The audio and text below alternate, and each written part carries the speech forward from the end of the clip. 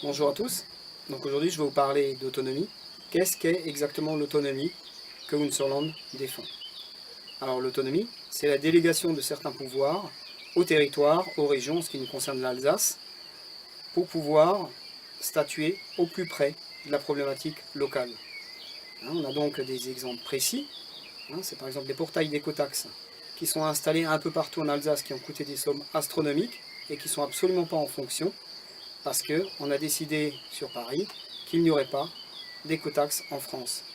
Alors, les problématiques d'un coin de Bretagne, d'Alsace sont complètement différentes.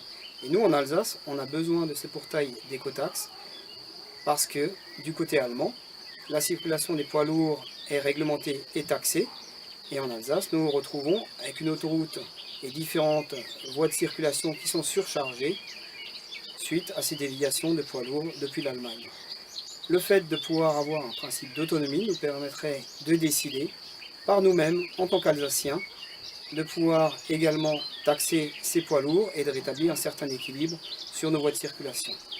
Deuxième problématique locale, où l'autonomie nous sera d'un grand secours, le fait de pouvoir décider localement, c'est la fameuse RN66. De gros problèmes de circulation dans la vallée de Tannes depuis des années qu'on n'arrive pas à résoudre, puisque les financements dépendent aujourd'hui d'un pouvoir qui se situe sur Paris.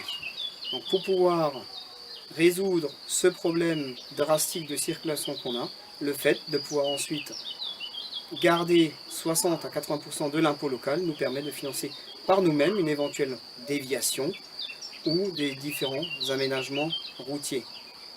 Un autre exemple encore, Stocamine. Le stockage de produits dangereux au fond des mines menace à tout moment de polluer notre nappe phréatique. Aujourd'hui, nous n'avons pas la possibilité de décider nous-mêmes de pouvoir déstocker ces déchets. Nous sommes obligés d'en référer à un pouvoir central.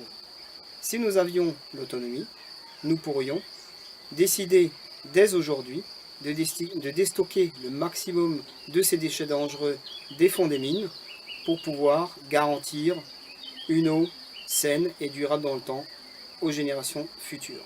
Donc vous l'avez compris, l'autonomie, il ne s'agit pas de quitter la France, c'est l'autonomie dans le cadre du fédéralisme appliqué à différentes régions qui nous permet de pouvoir décider localement pour statuer au plus près de la problématique des citoyens.